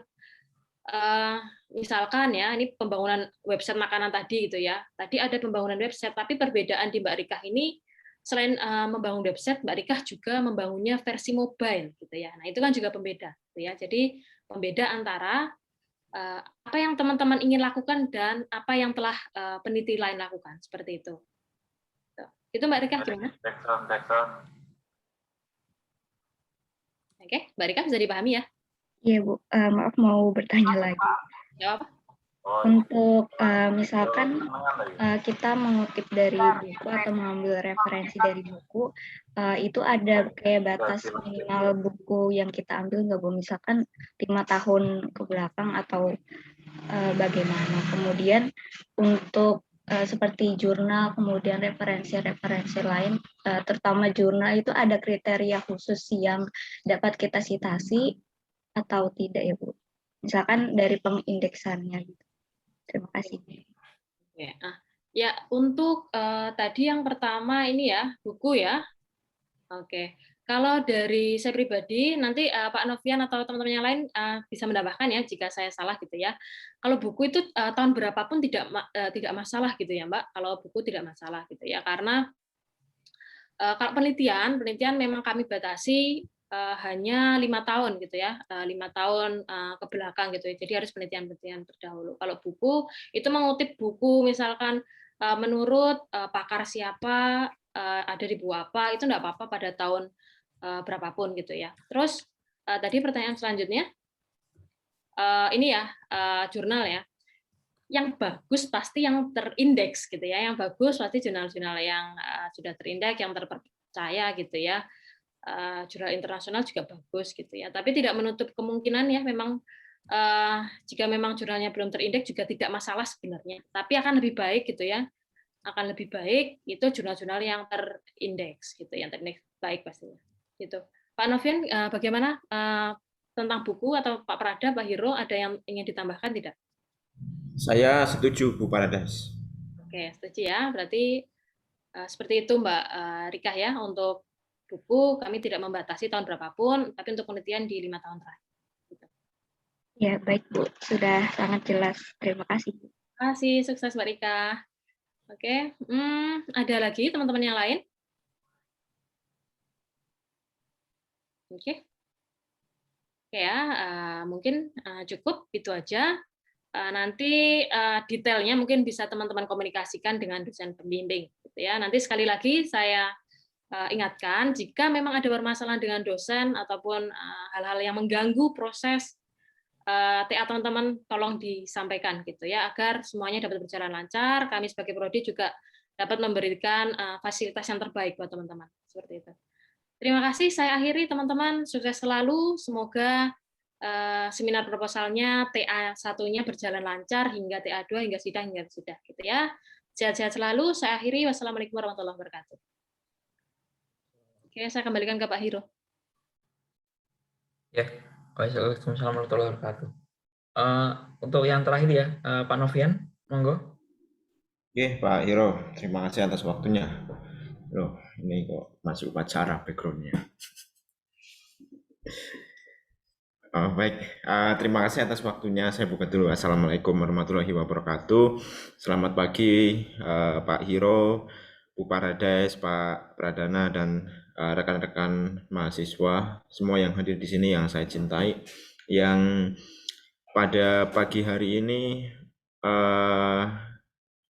teman-teman mahasiswa semua di sini adalah pejuang tugas akhir ya. Jadi ini bisa dikatakan adalah perjuangan yang cukup berat gitu ya, karena belajar dari beberapa pengalaman mahasiswa-mahasiswa yang lalu gitu ya. Kenapa saya katakan berat? Karena banyak yang sering mengulang gitu ya, sering mengulang mata kuliah ini gitu. Jadi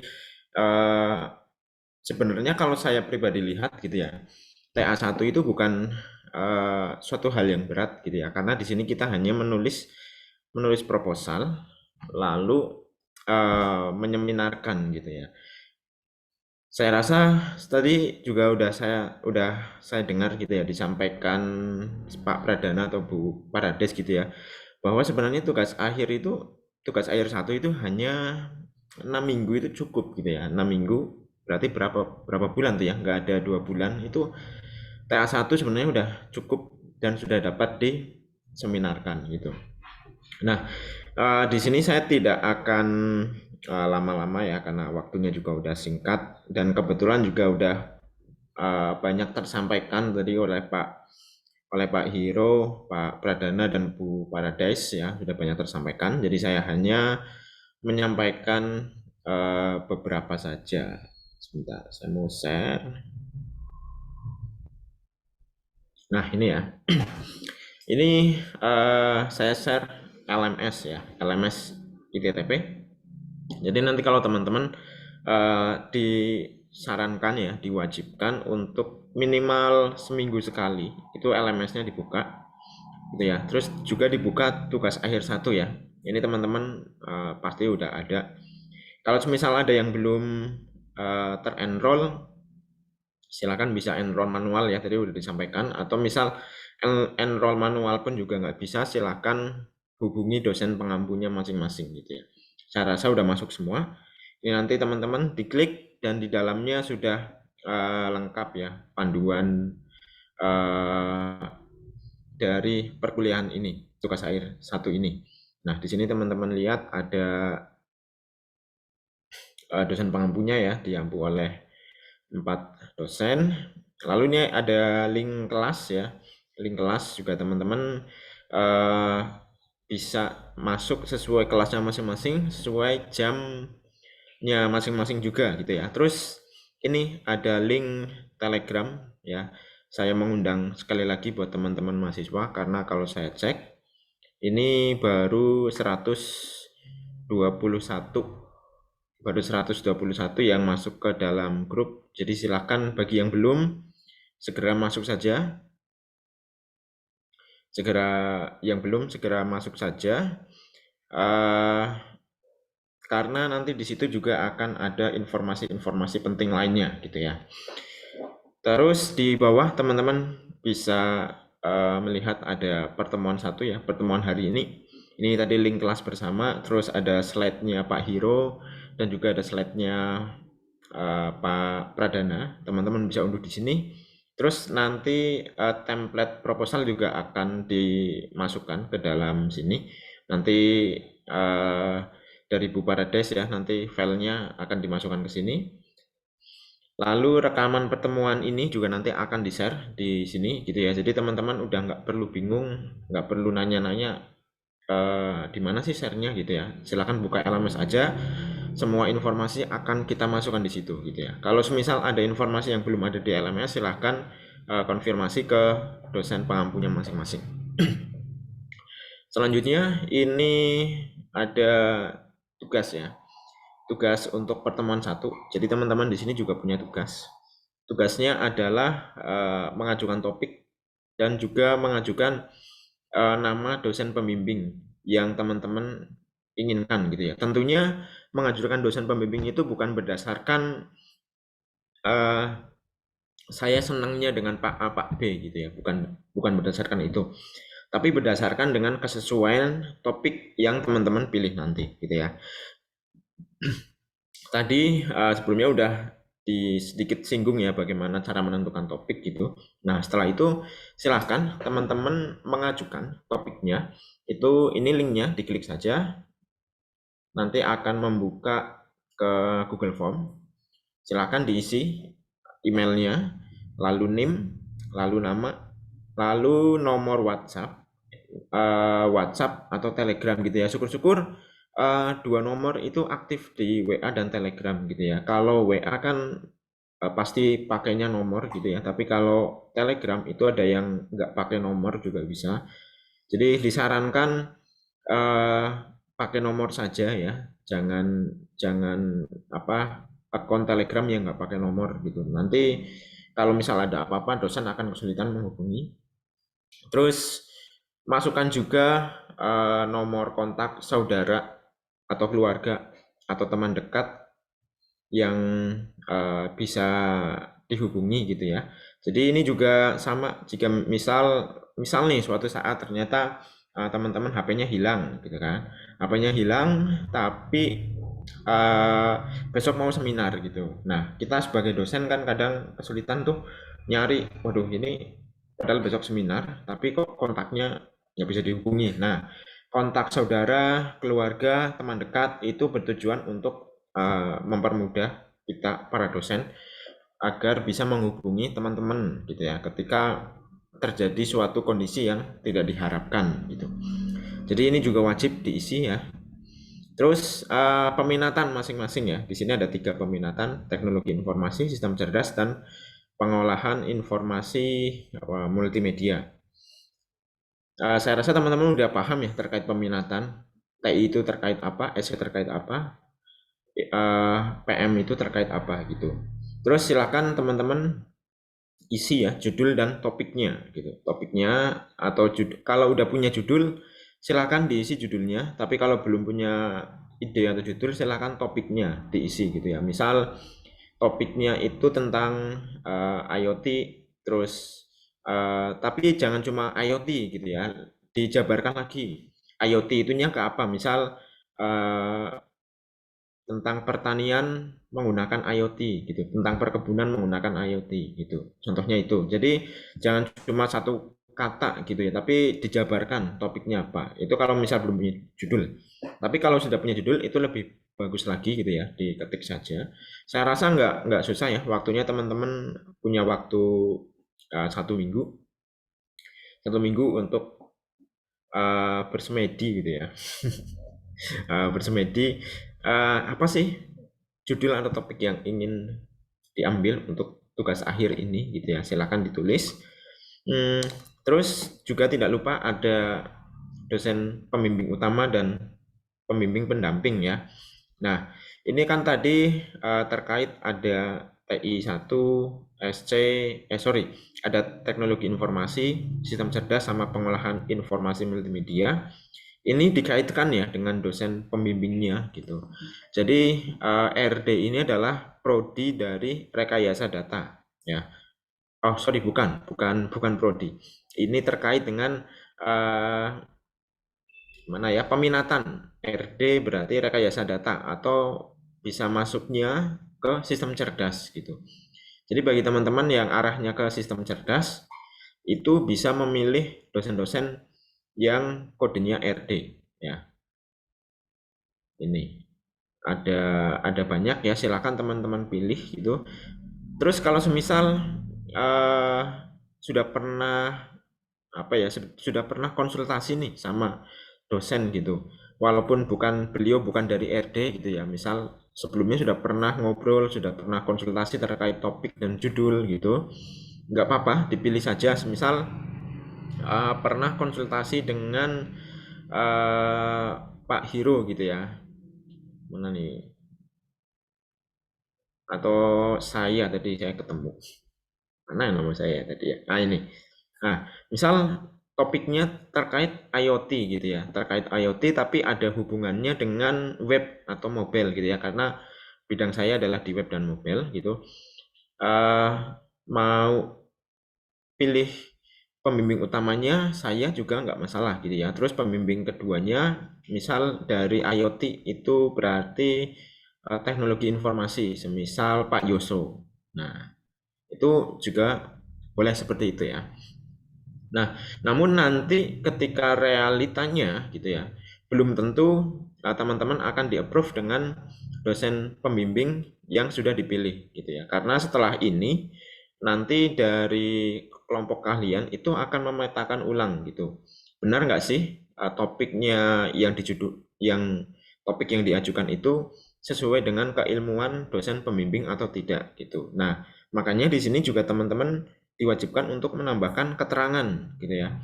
Semisal nih kayak saya gitu ya, saya kan topiknya bukan di IoT, tapi ternyata sudah pernah konsultasi dan saya sudah menyetujui gitu, silahkan gitu, sudah mempersilahkan. Nah, tambahkan di sini di keterangannya bahwa sebelumnya sudah pernah konsultasi dengan Pak Novian dan beliau menyetujuinya gitu. Tambahkan keterangan di sini gitu. Keterangan ini tujuannya adalah untuk menguatkan nanti saat di plotting bahwa pembimbing ini memang layak untuk topik yang diajukan. Gitu ya. Ini berlaku bagi teman-teman mahasiswa yang masih belum mempunyai dosen pembimbing ya. Yang masih belum mempunyai dosen pembimbing silahkan diajukan topiknya dan juga dosen pembimbingnya itu siapa di form yang ada di LMS tadi. Itu ya, itu bagi yang belum punya. Deadline-nya adalah tanggal 14 Oktober ya. 14 Oktober, 1 minggu gitu ya. Pastikan yang belum punya topik dan belum punya dosen pembimbing harus dan wajib mengisi gitu ya. Kalau sampai tidak mengisi, dikhawatirkan nanti tidak terplotting dosen pembimbing sampai kuliah ini selesai ya. Itu nanti sangat disayangkan sekali. Itu juga nanti akan merugikan teman-teman yang harusnya di TA 1 ini teman-teman sudah lulus, sudah melakukan seminar, tapi karena tidak mengisi ini jadi terlambat gitu ya. Begitu ya, itu untuk yang belum punya topik dan belum punya dosen pembimbing.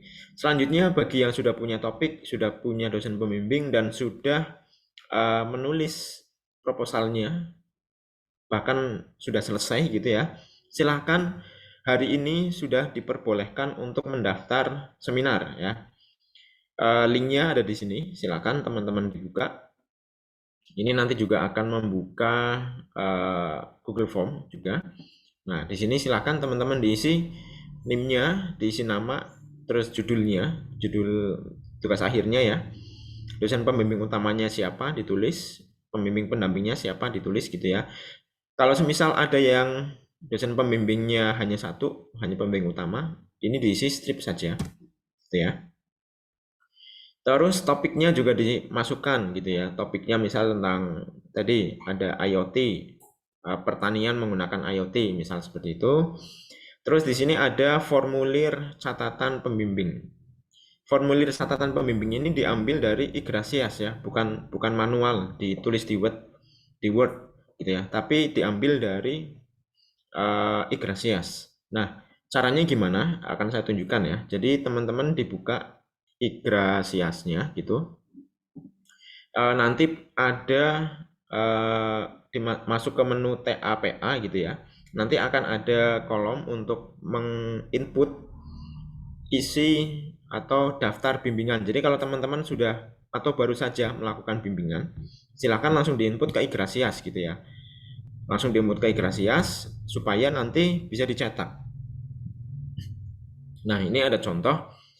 Ini contoh log bimbingan saya ya. Saya sebagai pembimbing 1 dan pembimbing 2-nya itu Pak Pradana gitu ya. Sebentar, ini. Nah, terus nanti teman-teman tinggal dicetak ya. Di sini ada tombol cetak log bimbingan. Nah, nanti muncul seperti ini. Nah, kalau udah dicetak nanti muncul nih bimbingan dengan pembimbing 1 dengan pembimbing 2 ini muncul semua di sini. Nah, inilah yang perlu teman-teman submit ya. Perlu teman-teman submit di formulir catatan pembimbing gitu ya. Jadi catatan pembimbing diambil dari Igrasias gitu ya. Jadi yang belum mengisi catatan bimbingan segera diisi saja gitu ya supaya bisa langsung digunakan untuk mendaftar seminar. Terus ini ada formulir attendance seminar proposal tugas TA1. Ini proposal formulir kehadiran ya. Jadi kalau teman-teman dulu ketika offline itu ada tanda tangan kehadiran, tapi sementara ini karena online gitu ya. Karena online tidak ada offline, jadi hanya menggunakan bukti screenshot gitu ya. Bagi yang teman-teman sudah punya bukti screenshotnya bisa diupload. Tapi kalau ada yang misal kelupaan gitu, kelupaan pas seminarnya, pas menghadiri seminarnya teman itu belum di screenshot, dilewati dulu tidak apa-apa. Selanjutnya ada formulir pendaftaran seminar ya. Ini linknya sudah ada di bawah ini, tinggal diklik. Nah, ini formulirnya ya teman-teman diisi nama lengkap, name dan sebagainya. Terus nanti silahkan minta tanda tangan ya dari pembimbing utama, pembimbing pendamping dan juga mahasiswanya diisi lengkap. Setelah itu submit di sini. Terus ini ada transkrip nilai akademik semester berjalan, submit juga. Kartu rencana studi semester berjalan disubmit juga. Ini untuk membuktikan apakah benar-benar mahasiswa tersebut mengambil tugas akhir 1 gitu ya. Terus yang terakhir naskah proposal TA1 di submit ke sini lalu kirim gitu ya. Nanti sesuai dengan informasi di sini bahwa pendaftaran seminar di Prodi S1 Teknik Informatika itu dibuka setiap saat ya. Jadi selalu dibuka. Jadi bagi teman-teman yang sudah selesai langsung submit. Setiap hari Rabu datanya akan dikumpulkan. Jadi kalau teman-teman submitnya hari Kamis gitu ya, ditunggu saja. Nanti setelah hari Rabu nanti akan diinformasikan seminarnya itu di tanggal berapa. Gitu ya. Itu buat teman-teman semuanya yang belum punya topik dan belum punya dosen pembimbing, silahkan diisi bagian ini.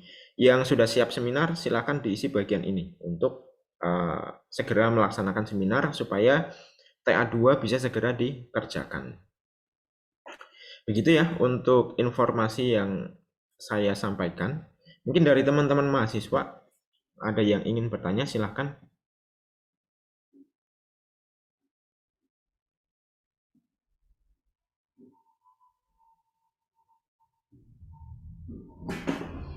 Ada yang mau bertanya atau sudah cukup jelas nih terkait pengajuan topik dan dosen pembimbing dan juga pendaftaran seminar?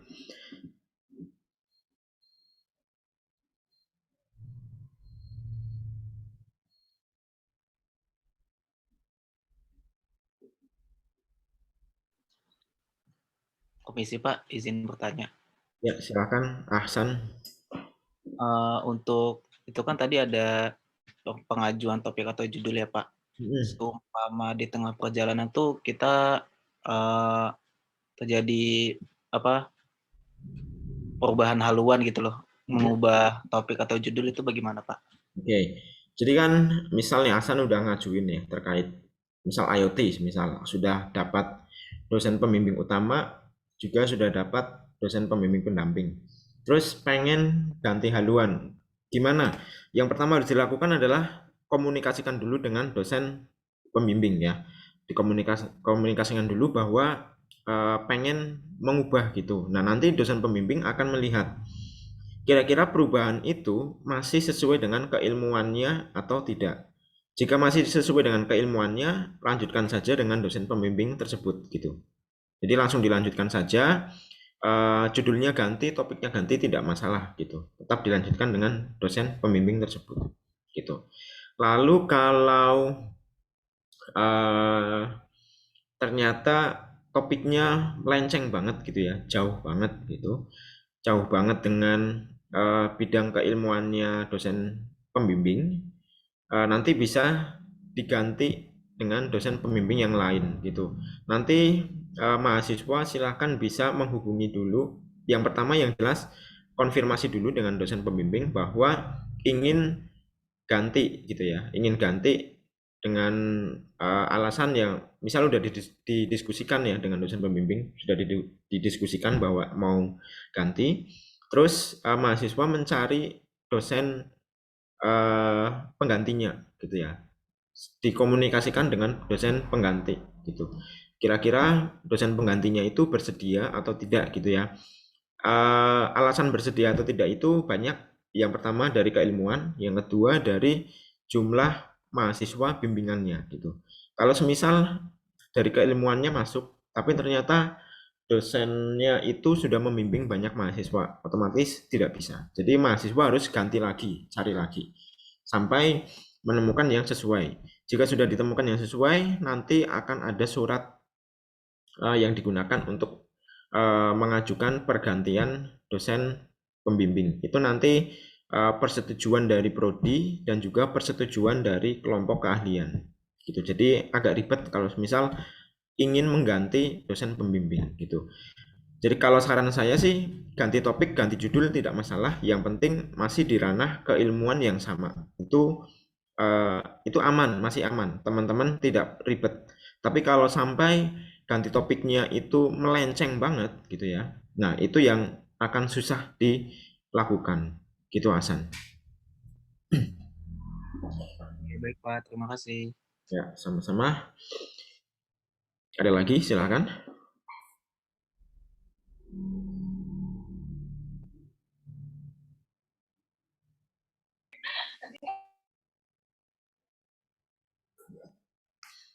Tidak ada ya, saya rasa cukup ya untuk informasi yang saya sampaikan pada hari ini. Teman-teman silahkan sekali lagi saya sampaikan untuk membuka LMS-nya, terus masuk ke dalam grup Telegram ya. Ini sekarang sudah 129, itu masih kurang banyak. Begitu ya, dari saya ucapkan terima kasih buat teman-teman semua. Saya kembalikan ke Pak Hiro. Silakan Pak Hiro.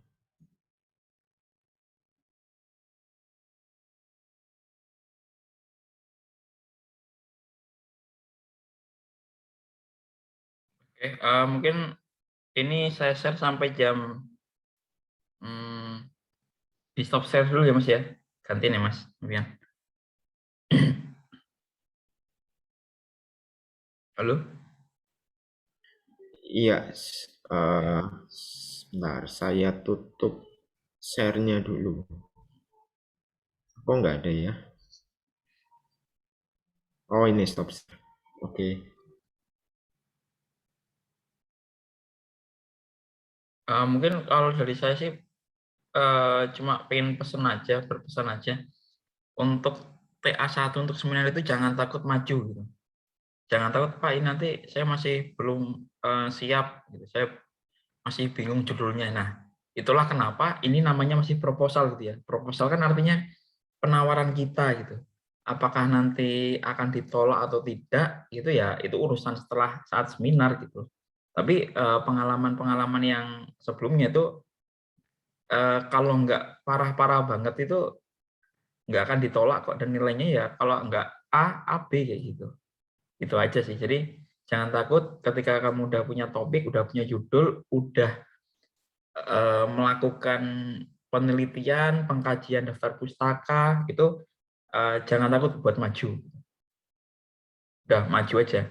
Karena proposal ini juga yang dinilai lah, itu kan yang diuji itu kan bab 1, 2, dan 3 itu. Belum nyampe kalian itu harus harus menguji coba langsung bikin ngoding itu kan sebetulnya belum sampai ke situ gitu. Jadi ya pesan saya jangan takut buat maju seminar kayak gitu sih. Nah, mungkin untuk yang belum absen ya. Bentar. Ini terlihat Pak Novian? Iya, sudah terlihat Pak Hiro. Oke. Mungkin silakan nanti absen, akan saya buka sampai 9.45 ya. Tapi untuk kelasnya akan saya cukupkan sekian. Terima kasih untuk teman-teman semuanya. Silakan nanti diajukan ya topiknya.